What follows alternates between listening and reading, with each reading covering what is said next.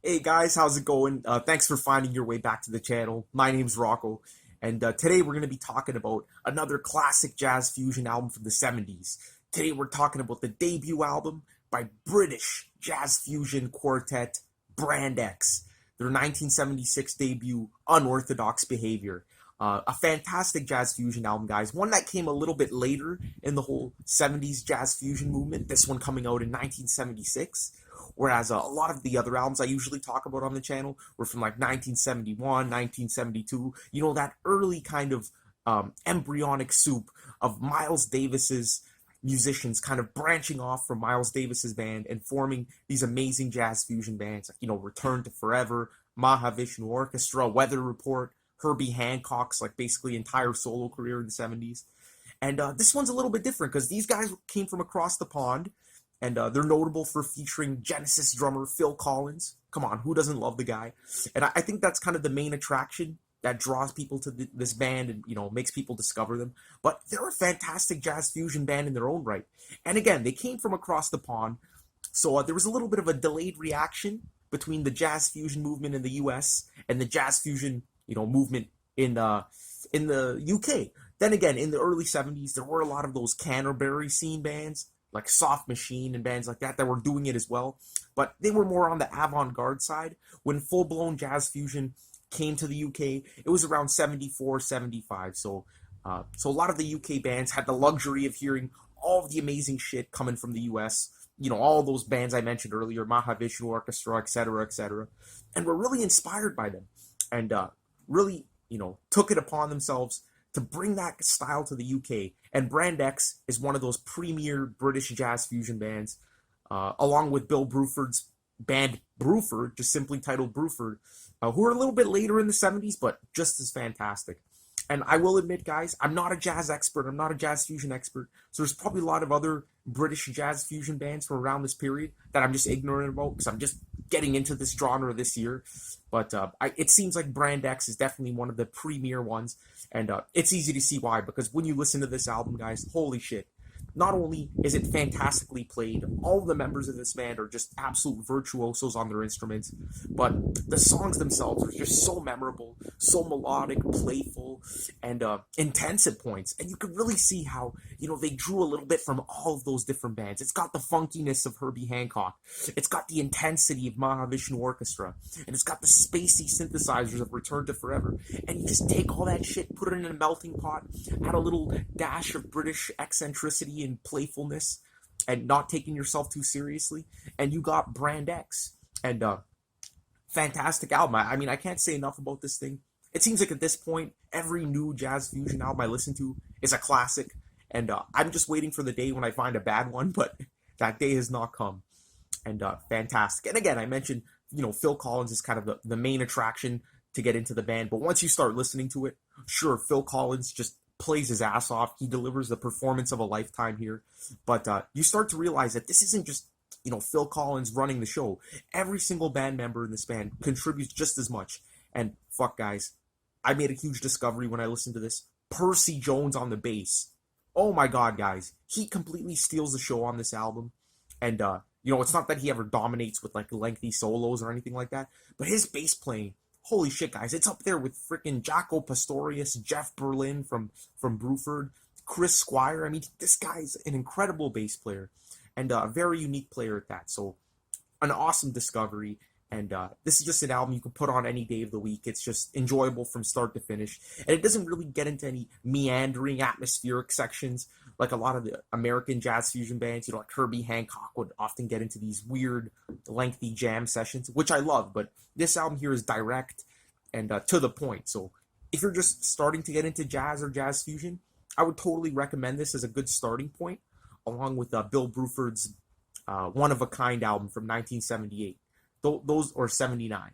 These two albums here are just really easy to get into. And this one here, if you want something a little bit more on the intense side, a little bit more on the virtuoso, kind of show-offy kind of jazz fusion, I would recommend this album here over One of a Kind.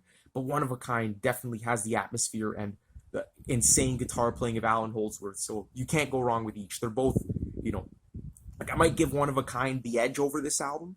But then again, it has Alan Holdsworth on guitar, so that's a big thing right there. And yeah, I've been listening to it for about, say, like at least like 3 months now, and it's just getting better every single time. So without further ado, let's get into the brief history behind Brand X, and then we'll review this thing, guys. Sorry for the abrupt change of scenery, guys. It was getting windy as fuck out there, so I came inside. But anyway, guys, maybe we'll go back out later, who knows. But anyway, let's talk about the history behind Brand X. And it was very, very hard to find, some good quality information on the background behind this band. But I think I landed on a pretty good source, a pretty reliable source. Not Wikipedia this time, guys, so don't worry. But basically, I was really intrigued when I was reading this because, all that I heard about this band was that it was Phil Collins' side project. And, I was going into this thinking that Phil Collins formed the band and all this. I had all these, like, preconceived notions, but it was nothing like that. I mean, this band was, like, almost fully formed before Phil Collins even joined. And they really went through a lot of struggles in, like, from late 1974 all the way until, like, mid-1976. Like, this band was kind of, like, in the purgatory, in limbo. Like, no one knew what the fuck was going on. But their love for jazz fusion, their love for experimentation really held them together. And it's a very interesting band. And I don't want to be too, like, Phil Collins-centric, but I can't help it because this band here, right from the get-go, he told them, like, listen, guys, I'll be in this band, I'll participate, but Genesis is my wife. You guys are my mistress. You guys are, the whore that I, go off on the weekends and have a fling with, but Genesis is my one true love. So they knew that, Phil Collins was going to be more closely involved with Genesis and that this was going to be a side project. So they knowing that, they took him on. And I guess, beggars can't be choosers. I mean, when you're getting Phil Collins, one of the all-time greatest drummers in your band, you can't really complain. And it's been well documented. Even Phil Collins mentions it himself that in 1975, it was the peak of his drumming. He never got any better than he was in 75. Sure, he maintained that high level throughout the years, but that was like his peak. And you could definitely tell. I mean, even on The Lamb Lies On Broadway, he's playing his ass off there. But in a band like Genesis, it was definitely a much more structured band. Sure, they had like jazzy elements here and there, but Phil Collins just really wanted to stretch out and really just show what he could do on the drums and not be kind of hampered down or restricted by Tony Banks's more romantic compositions. He wanted to go out there, do his jazz fusion thing, do his Mahavishnu Orchestra, Billy Cobham influenced drum style, and get it all out. So it really worked out perfectly for the whole band that to get Phil Collins. Well, at least at first. Then later on it would cause problems with all of his Genesis commitments. But yeah, so anyway, guys, where do we start the story here? Well, it starts in early 74. There was a session musician at Island Studios in England named John Goodsall. And he had previously been in Atomic Rooster, a band that I've mentioned on the channel, but he wasn't really on, like, when they were more well-known. He was on some more of their later, obscure, mid-70s albums. So, but yeah, he was basically a session musician, and he invited a few fellow musicians over to, to record some stuff, to have some paid jam sessions, which must have been nice back then. And so we got Robin Lumley on the keyboards and synthesizers. I was about to say Jaco Pastorius, forgive my brain for thinking that, but Percy Jones, a Welsh bass player, and really, again, I mentioned earlier on, he's the star of the show here, in my opinion, guys. And they also had Jack Lancaster, a sax player, as well as a second guitarist, Pete Bonus, and a singer and percussionist, Phil Spinelli, as well as just a regular average drummer, John Dillon. And, they were jamming, they were recording, doing some funky stuff in the studio. And then, for some reason, John Dillon left in late 1974, and this is where Phil Collins comes in. But first, they asked Bill Bruford, of all people, who had just been fresh off of King Crimson's 1974 breakup after Robert Fripp just suddenly cut the strings with that band. And, Bill Bruford was kind of hesitant. He was a very high-profile drummer at the time, and he had a lot of other, potential bands to join. So he passed on that. But the Island Studios manager, I'm forgetting his name now, he recommended Phil Collins. They had worked together again. Genesis had recorded the Selling England by the Pound at the Island Studios. And this was kind of a weird time in Genesis where they were on tour for the Lamb Lies Down on Broadway album, which was a very tense album to record. I mean, there was kind of a rift in the band between, Tony Banks and Peter Gabriel. And Peter Gabriel said that I'll go on this tour, but after this tour, I'm leaving the band. So things were uncertain. And, when they asked Phil Collins to join, it was kind of a good move because he knew that, after this tour, Genesis's entire career is up in the air. Like, he didn't know he was going to end up being Genesis' singer. Like, he didn't know what the fuck was going on. So it was actually a smart career move by Phil to join the band. And of course, he did accept. And of course, he just wanted to go off and branch out and, really just express himself creatively. So it was a win-win scenario. And the hilarious thing was when Phil Collins agreed to join the band, this was smack dab in the middle of the Lamb tour. They were just taking a break for Christmas. And it just shows what a workaholic this guy was. Even in Genesis, he was always the dude that was spurring the band, telling him to like cut the shit and, get shit recorded in the studio. But man, the guy didn't even want to take Christmas off. So all of December, these guys were rehearsing and recording. And again, he told the band, things are uncertain with Genesis, but they're still my number one priority. And the band agreed. So there you go. It was set in stone. And, they agreed to go their separate ways. And Phil Collins, being the workaholic that he was, he told them that the next time he would be available would have been in February when they had a nice 2-week break, in the middle of the Lamb tour, which I believe was supposed to go on until, I think, May or something. It was a very long tour. Again, insane how they didn't even document it, but whatever. So February came along, and they got into the studio. I should have mentioned they got a record deal with Island Studios and Island Records, whatever you want to call it. And they went in the studio and they recorded this kind of funky funk/jazz fusion album with vocals. Singer and percussionist Phil Spinelli was the one that was singing. And again, even that name is kind of out of place. Like the only Italian background guy in the band. But yeah, they recorded that, and then of course Phil Collins had to go back with Genesis to finish the Lamb tour. And yeah, so they were doing that till the end of May. And if you think about it, that's a pretty long hiatus. I mean, from February all the way until May, they were really, they really kind of fucked themselves over by taking Phil Collins into the band. But again, none of the other members of the band were big or had been in, previous bands that were, made waves in the charts or anything like that. Even Atomic Rooster was a pretty low-key band. So I guess, they really depended on Phil to bring in that, like, star power into the band. But when he finally came back, things were a little bit rocky. There was kind of a rift going on in the band between the singer, Phil Spinelli, and the guitarist, the second guitarist, Pete Bonas. Of course, John Goodsall was always in the band at this point. And, they wanted to focus more on, like, the funky elements, like, more of the song, compositional kind of side of it. And the other members were more into the free jazz fusion kind of looser arrangements. And there was a rift in the band. And at this point, they went back and they listened to the album they recorded in February, which hadn't been released yet. And no one really liked it. Even the record company didn't really like the vocals. The band itself didn't like the vocals, except for, obviously, those two members that I mentioned. And the band basically split up, and they just lost their record deal like that. So if you think about it, that whole period from December to now late May was kind of wasted, because now this band had nothing to show for it. But yeah, so now that the tour was over and Genesis's career was kind of up in the air at this point, Phil Collins, he probably thought Brand X was done for, so he went on to record an album with Steve Hackett called Voyage of the Acolyte, his debut album. But things started looking up for the band. They actually got not another record deal, but they were sponsored by, I think, Fuse Music or something like that. And they got a financial advance. So things were starting to look up again. And the four of them basically got back together. So the whole band, minus Phil Spinelli and Pete Bonas, which is basically the band that appears on this album. So they're rehearsing, they're recording, they're doing all kinds of shit. And at this point, Percy Jones, he took that financial advance and used part of it to buy a fretless bass, which is a huge part of this album, a huge part of his sound. And I think that was the real turning point in the making of this album. And yeah, of course, Phil was still in Genesis. They were set to record their next album, The Trick of the Tail, once they got everything sorted out and they figured out that Phil was going to be the singer. But before they did that, they recorded this album, Unorthodox Behaviour.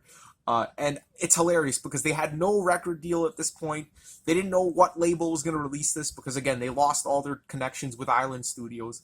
And it just really shows how dedicated they were and, how uncommercial and,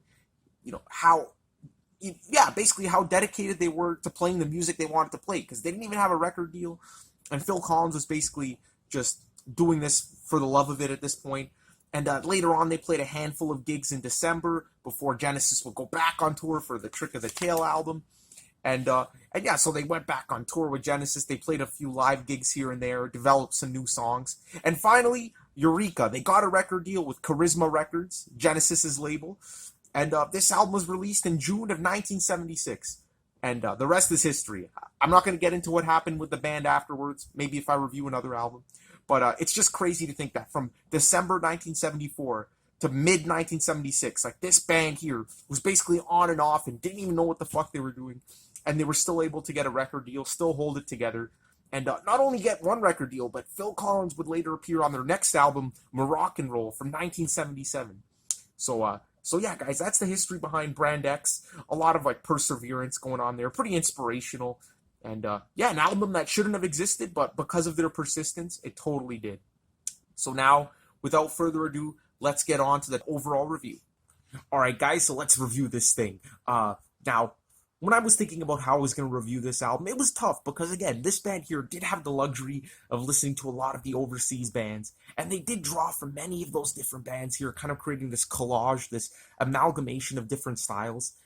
So they really, I can't say that this band is terribly unique, but it's just perfect. If you just want a good jazz fusion album to put on and just rock out to, this is the band for you. Because, you know, they're not really breaking any new ground here, but it's really just a love letter to all of the classic early 70s band, all rolled up into one. But there are some unique features, so we'll dig into that for sure. Now, the one thing you're immediately going to notice about this album is that it has very strong, catchy melodies and, you know, things that just stick in your head for days to come. And it's funny because I read reviews on this album saying the melodies were kind of forgettable. And I think those reviewers are actually on drugs because, you know, you hear Nuclear Burn one time, and I'm sure you guys are all going to agree with me. That guitar lick driving the track is just instantly memorable, instantly recognizable, almost like a jazz fusion standard at points. So very strong melodies that get repeated multiple times throughout the tracks. And, you know, they never really wander off into lengthy improv sections. Sure, there's like little like solos here and there. And really, I can't think of one solo on the album that lasts more than like a minute in length. It's just, they're constantly shifting solos and everything, constantly going back to the main melody of the tune. So very nicely arranged, kind of more of a prog rock jazz fusion band in that sense, like built like Bruford's band, where they never really wandered off into these kind of really loose experimental sections. Like I mentioned, Herbie Hancock's early albums, the Mwandishi era, I should say, which wander off into these really expansive, kind of loose jams. This album never really does that. It's always succinct and to the point. And, you know, I mentioned that, you know, the album really focuses on the main melodies of the songs, which are often very playful and joyous and less intense than the other bands like Mahavishnu Orchestra and Herbie Hancock. So I guess more comparable to Return to Forever, which often have these playful, joyous, bright and sunny melodies. But some of them are intense as well, but for the most part, it's more playful and joyous. And you could tell they weren't taking themselves too seriously. Even the song titles like Euthanasia Waltz, Born Ugly, some of the funniest song titles ever. And a lot of quirkiness thrown in as well, especially on the 8.5 minute title track, Unorthodox Behaviour. So really a band that, they're not trying to make all these grand spiritual statements like Mahavishnu Orchestra and Herbie Hancock and things like that. So that's something you're going to like about it. But the thing is, they never sacrifice the virtuosity. I mean, some of the sections on this album, or most of them actually, are incredibly busy, incredibly intricate, and technically amazing. So I just love how they struck that amazing balance between the technicality of it, which some people might refer to as musical masturbation, which can get over the top when certain bands kind of go overboard. But I love how they struck the balance between that and the awesome catchy melodies on the album and the playfulness. So I guess that's one unique thing about Brand X. I mean, very few bands could really master that unison between those two kind of seemingly competing ideas. And a lot of the virtuosity on this album is really driven by the performances of the rhythm section. Phil Collins on drums and percussion, and Percy Jones on bass. Now, let's start off with Phil Collins. As I mentioned before, his performance on this album is the performance of a lifetime. His playing is just absolutely insane. He's just playing with such ferocity, such intensity, and it's just so busy and technically demanding that you can't help but listen to this with your mouth wide open at his performance here. It's extremely busy. And, some people might not like that. Some people might like players with a little bit more feel. But that's it. He has it all, man. He really has it all. If you listen to Genesis, you'll see how much feel this guy has. But then when you listen to Brand X, this was really him going all out, getting it out, getting the demons from within him, and just laying them down with those sticks. So awesome performance. And again, uses a lot of unconventional percussion stuff as well, like all the bells and all the all the auxiliary shit, especially on the title track, which is amazing. Then you got Percy Jones. I want to spend a minute on this guy because he's really the star of the show on this album, along with Phil Collins. His bass playing here is just fantastic. Again, just like Phil Collins' drums, he gives his technically demanding performance. He uses the fretless bass on a lot of tracks, which gives it that extra amazing dimension. He's just so dexterous. He plays with this weird 3-finger right hand technique, which apparently is rare in bass playing. I'm not a bass player. I'm not a musician, so I apologize if I'm doing a bad job at this part. But yeah, his bass runs here are just absolutely just insane, and his solos as well. Just when he's playing, you could really tell, and he really gives the album that funky groove, that funky edge that it really needs. But when he plays those rapid fire bass runs and those weird kind of slide harmonic effects, it's so cool and just delivers one of the best performances ever. So really, those guys there just create this intricate rhythm section that you can't go wrong. It's almost unmatched in jazz fusion history. But yeah, excellent. Now, the main melodies of the album are devised by John Goodsall on the guitar and Richard Lumley on the keys. Now, Richard Lumley, I want to start off with his performance. It's very similar to Chick Corea from Return to Forever. Oh, sorry guys, you got the sirens going on in the background. Because he plays a lot of synths, a lot of spacey synthesizer sections, and he has this really warm feel to his playing as well. So, again, contributing to that playful edge of the album. So Richard Lumley definitely gives an amazing performance. He never really wanders off into just crazy Chick Corea improvs or anything, but he's really holding it down and creates a lot of the vibe and a lot of the spacey, playful atmosphere of the album. And John Goodsall on guitar, same thing here.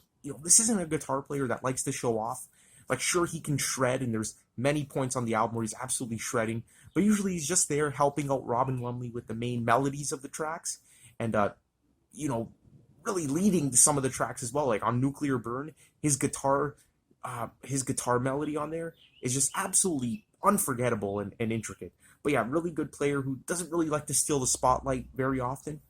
But when he does, he can absolutely shred like the best of them, just like John McLaughlin and Al Di Meola too, with some of his more acoustic guitar passages. So fantastic player there, and it really comes all together to create this dynamic soup. And I mentioned that they drew from a lot of the different bands. One thing you're going to notice is that this band here really has the funk. I mean, a lot of the tracks here, not all of them, but a lot of them have this funky groove underlying, and they really got that more from the Herbie Hancock side of things. But when it gets into those more intense virtuosic sections, you definitely hear the Mahavishnu Orchestra coming in there, and with the spacey synthesizers I already mentioned, you get the Return to Forever.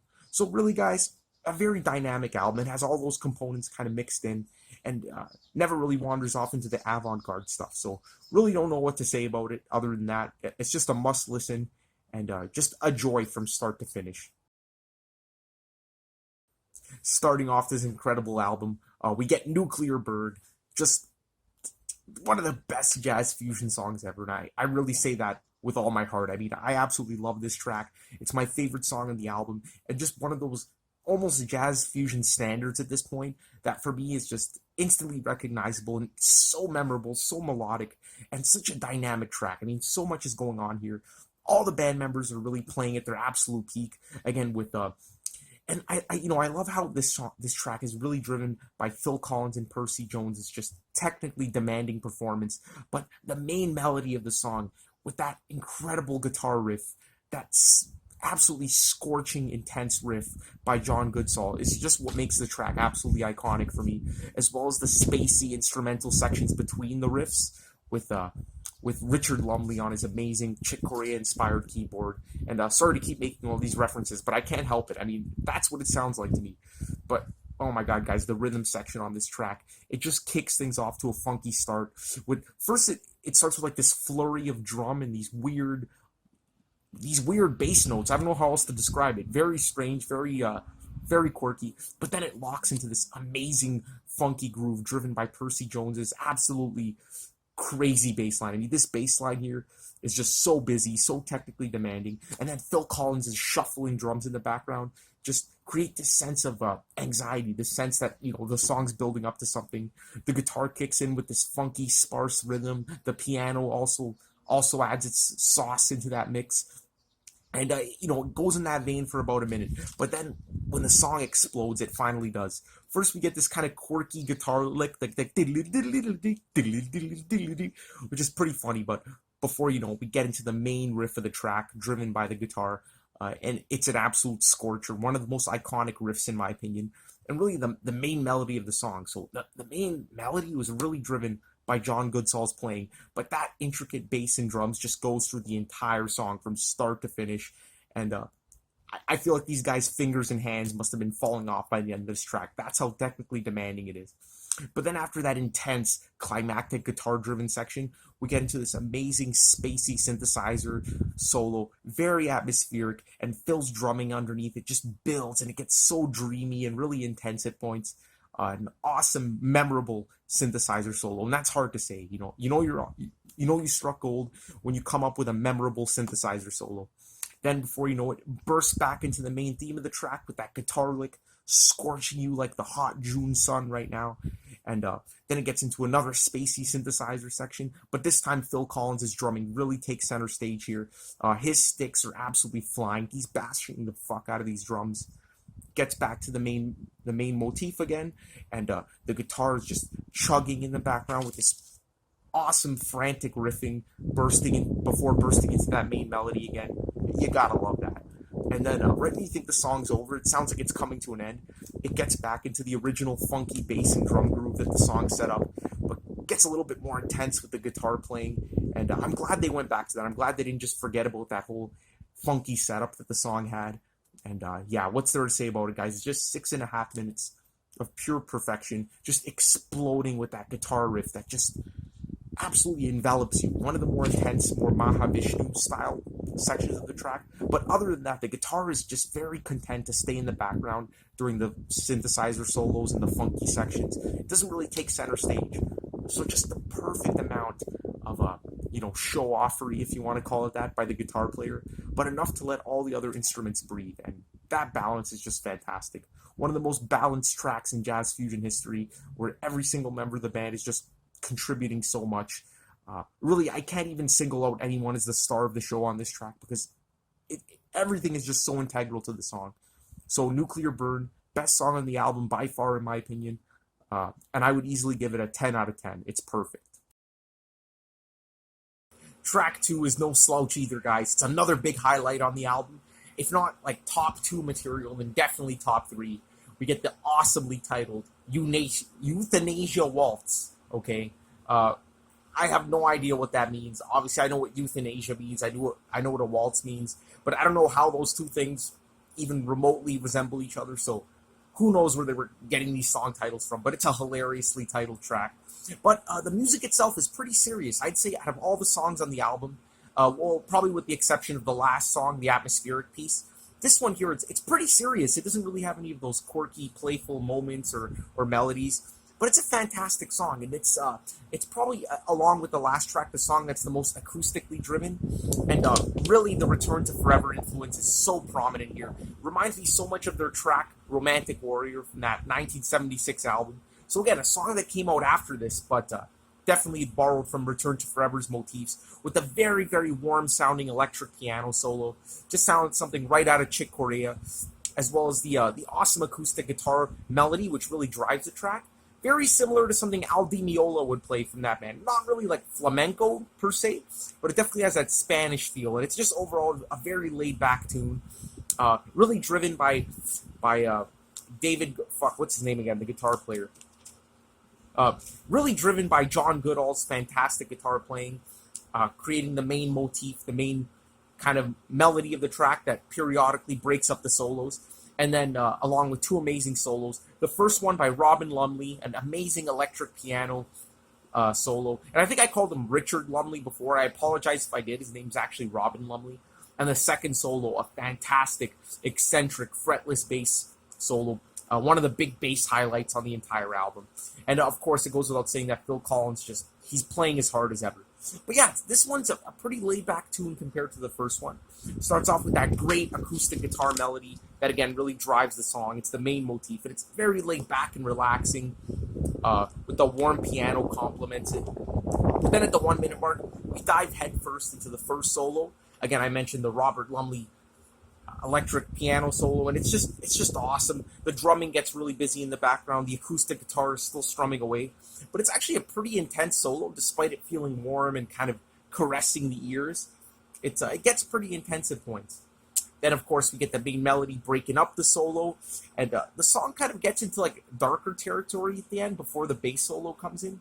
But then when the bass solo comes in, it's absolutely sublime. Phil Collins' drumming just builds up over this section, as well as the piano, the gentle piano in the background, really grounding it. But the fretless bass solo by Percy Jones, absolutely phenomenal.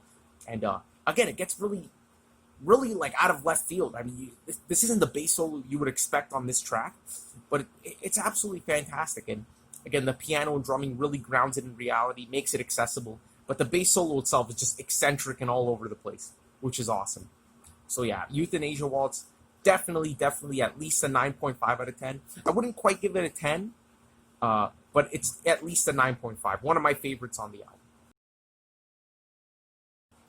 And then we get track 3, Born Ugly. Again, a very funny song title. And probably I think this is the longest track on the album, no, it's the second longest. It comes in at 8 minutes and 20 seconds. And that length is absolutely justified because this track here really goes through a lot of different sections. It's a very dynamic song, which makes it hard to describe because really I think this song has 3 distinct sections. It doesn't really have any core melodies that reprise throughout the track like the first 2 songs I mentioned. This one here is really like its own beast, but it's absolutely fantastic, guys. A phenomenal song, right up there with Nuclear Burn. This would definitely be my second favorite track on the album, and pretty much a perfect jazz fusion song as well. So definitely this and Nuclear Burn. If you're going to listen to any 2 songs off the album, it's got to be these 2.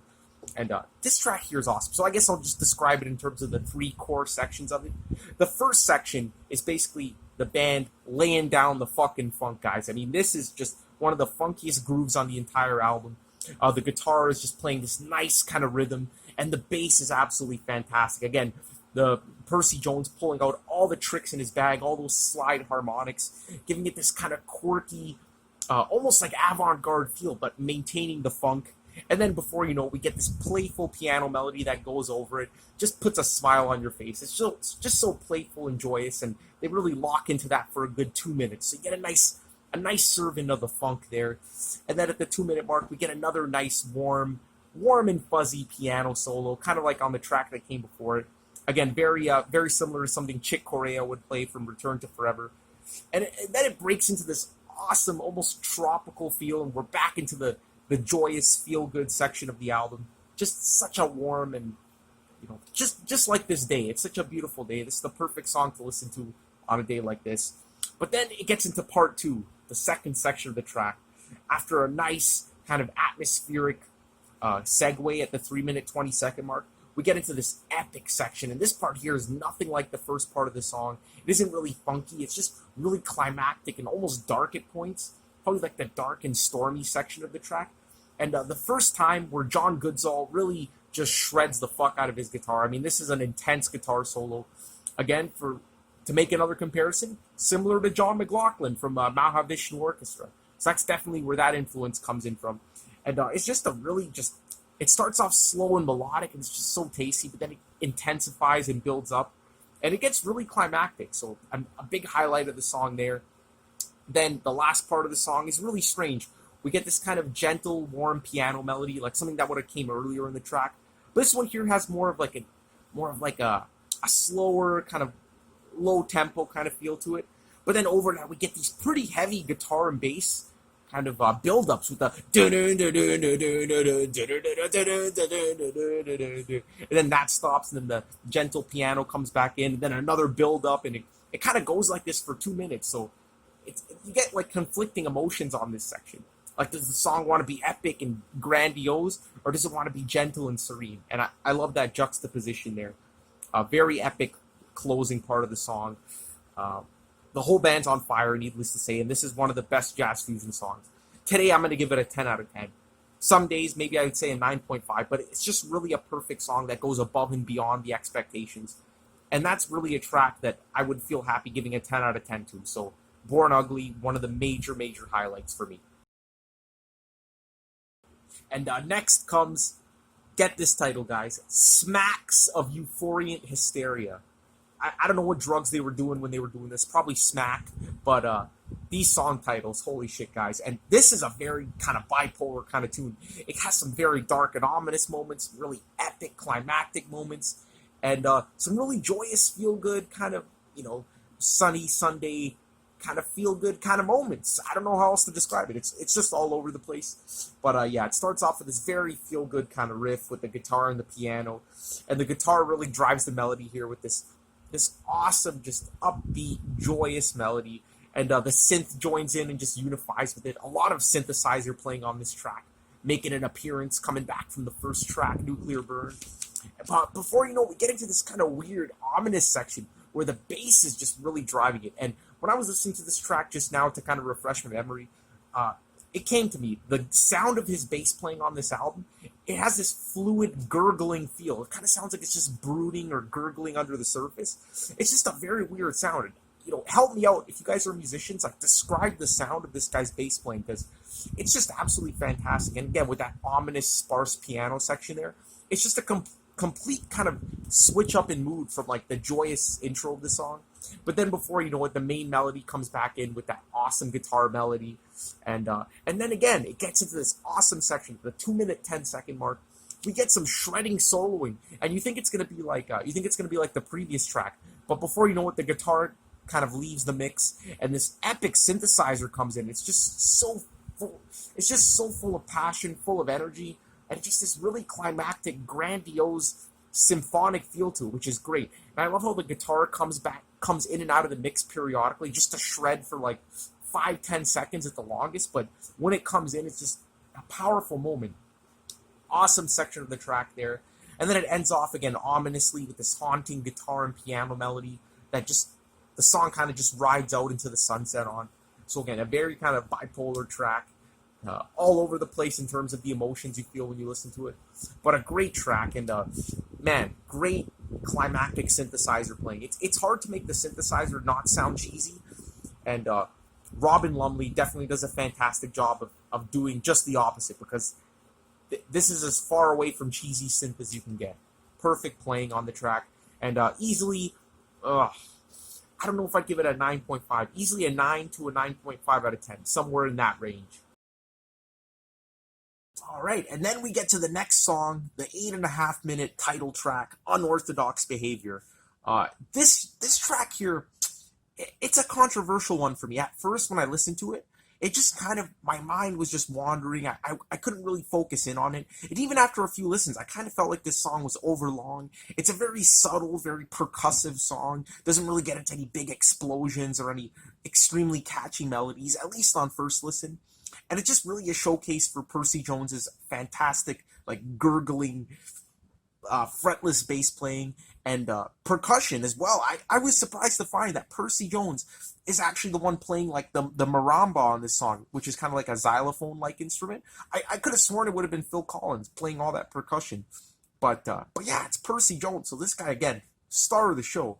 But the more you listen to it, the more like the melodies really sink in, and you do realize that although the song's really loose and, at first it doesn't really seem to have a chorus structure, it does have like a couple main melodies and main themes that go through it and get, reprised and repeated. And they're pretty cool melodies. One of them is this funky kind of guitar-driven one, the dun, dun, dun, dun, dun, dun, dun, dun, dun, your standard funk guitar playing. And then on top of that, we get a really playful synthesizer part.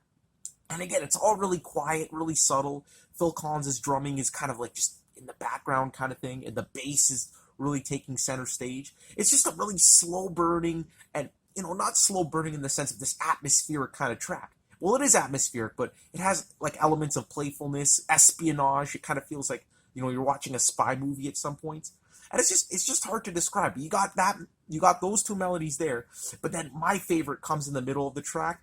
At first it's Percy Jones's bass melody, but then it gets reprised on or it gets, echoed on the marimba. It just sounds really cool. It has this kind of, there's like this little like sense of tension to it, this little sense of, somebody's watching you, which kind of fits in with the album cover, which I don't think I've mentioned yet. The album cover is pretty funny. It's just a dude behind shutters, like looking through, this paranoid guy. And yeah, it's just, it reprises those melodies throughout the track. And although it's 8.5 minutes, maybe it could have been shortened a bit. It's not as explosive, not as grandiose as the other tracks on the album. So still not my favorite, but it's a masterclass in like slow, subtle, and loose kind of jamming without sounding like spacey and atmospheric at any point. You can hear like birds chirping in the background, and Phil Collins, you can hear him shouting "ah" at one point. So yeah, really hard to describe this track, but it's great. I would still easily give it a 9 out of 10. It's fantastic. But just, a song that took me a while to get into compared to the other ones on the album, but still excellent. Now the next track on the album, guys, a really cool one. It was called Running on 3, and this is a really cool track, guys. Again, it reminds you that you are listening to the same album as Nuclear Burn, Euthanasia Waltz, and all the other tracks. After that 8.5 minute long track that really didn't sound like anything else that preceded it on the album, well, except for the bass playing and the general funkiness of it, but you know what I mean, just a very different song. With Running on 3, we get back into the swing of things, just a very dynamic jazz fusion track. Really cool song as well. The guitar really stands out on this one. The intro of this song is amazing. I love how it kind of alternates between that kind of anxiety-ridden, frantic keyboard kind of section and the like kind of laid-back guitar strumming. I love how it creates like that a cool effect there. You can really get the sense that the song is going to be building up to something. Then it breaks into this really frantic yet funky groove. I mean, you can't, it's hard to describe the intro of the track, but you could definitely tell it has the funk kind of attitude to it with the, kind of rhythm guitar style playing here. This is nothing like Nuclear Burn or anything like that. But then we get into this kind of relaxing synth melody that emerges out of that. And, at first, the song was going to build up into something really intense, really climactic, and it might be a little bit disappointing at first, but the synth groove here is just really cool, and it gives you a nice, healthy 2-minute dose of that before diving into this amazing, frantic kind of bass run, this bass groove, before bursting into an awesome guitar solo. And a really interesting solo on the album from John Goodsall. Sounds nothing like his other solos so far. This one here is really, really passionate, really soulful. And, with Phil Collins' awesome bells and percussion in the background, you do get that Latin vibe. And you can't help but think of early Santana, like the first 3-4 Santana albums. Really might have inspired his guitar playing on this track, because it's really passionate. It has that Latin vibe to it. But near the end, he really, really starts shredding the shit out of it. So I guess it does have a little bit in common with the previous solos and the whole John McLaughlin school of things. But really cool solo. And the ending of the song as well has all these like kind of false starts. Right when you think it's over, it starts up again with Phil Collins' frantic drumming. And that's another funny thing about the track. Phil Collins, man, this guy has no off switch. Even during the more laid back, the main synth melody, which is pretty relaxing, Phil Collins is still there just like tapping on his drums like a maniac. I mean, the guy's just really going all out, even when it doesn't really call for it, but it somehow works because it's fucking Phil Collins. So yeah, guys, Running on 3, not one of my top tier songs on the album, but this is a very strong album, and I would still easily give this a 9 to a 9.5 out of 10. I like it even better than the 8.5 minute track that came before it. Really good song. And ending off the album, we get the sublime track, Touchwood. It's a 3-minute acoustic instrumental, well, obviously it's an instrumental, but atmospheric piece kind of closing out the album, and really shows that this band here are really masters of the acoustic instruments as well. We got Percy Jones playing the upright bass, we got the acoustic guitar, flamenco style, and Phil Collins on all kinds of percussion on here, but also a guest star, Jack Lancaster on the saxophone, who was actually a part of the original Brand X band from when Phil Collins first joined, but here he's kind of a session musician kind of thing. He only plays on this one track. And yeah, this song here is absolutely beautiful. Robin Lumley's piano playing is absolutely gorgeous, really driving the track. But let's not forget about John Goodsall's haunting flamenco guitar playing throughout the first minute and a half of this song. Absolutely beautiful. And that Jack Lancaster saxophone sounding like almost like a violin at points. A very beautiful kind of song, and it pisses me off that this song here is only about 3 minutes in length, because it's great and it just kind of fades out at the end right after it starts getting into this awesome shuffle with this building guitar riff and the amazing piano melody, big percussion sound, piano all over the place, and you just really start getting into it, and it starts building up, and it's so enjoyable, it's so beautiful. And then it just ends. I mean, I feel like this song here could have easily have been extended to like 9-10 minutes, and it would have been one of the greatest songs on the album. But sadly, it's just a short 3.5 minutes or so, and it's just a little taste of what was to come. But man, this could have easily been one of the band's best songs. It just leaves a bitter taste in my mouth that that fade out at the end. It's like I want to hear more of this, but I get what they were trying to do, trying to end off the album on a more acoustic, atmospheric note, and they definitely succeed. The first minute and a half here is just absolutely gorgeous and haunting, and the last minute and a half is just this awesome build-up that we don't get a resolution to. So I don't know, leaves a bitter taste in my mouth. But I gotta judge the song based on what we do get, and what we do get is fantastic. But instead of giving it a 9.5 like I want to, I'm gonna have to stick with a 9 due to the fact that it was kind of cut short in my opinion. Anyway, that's just my logic behind it. But yeah, guys, doesn't harm the album overall. This is still a masterpiece. I mean, from start to finish, not one weak track, and a lot of diversity, a lot of dynamic songs that never really stay in the same place. And of course, we get some of the absolute greatest virtuosos, some of the best players of their respective instruments. Arguably speaking, this might be one of the greatest rhythm sections of all time. Again, Phil Collins, easily one of my favorite drummers, and Percy Jones, who's just recently taken his spot in the pantheon of bass giants, in my opinion. I mean, his bass playing, can't say enough about it. But the other two members as well are obviously fantastic. And just such a great album. If you're into jazz fusion, if you want something like an amalgamation of all those different styles that the early 70s jazz fusion bands brought forth, then Brand X's Unorthodox Behaviour is definitely the album for you. And a very accessible album. So one that you should totally start off with if you're getting into this amazing genre, because it's like a little sampling of everything, and that's always a good thing at points. So yeah, guys, Unorthodox Behaviour, I would not hesitate to call this album a masterpiece, and I'm so excited to hear more by this band. I know they have a couple more albums with Phil Collins on them, which I definitely have to listen to. Very highly praised albums, so I'll let you guys know my opinion on those one day. But as of now, this is all the Brand X experience I have, so you're going to have to wait. Anyway, guys, thank you so much for watching. As always, I appreciate it. And stay tuned for more videos. Comment below. Tell me what you think of Unorthodox Behaviour and the other Brand X albums, and point me in the right direction. I always appreciate that. So take care, guys.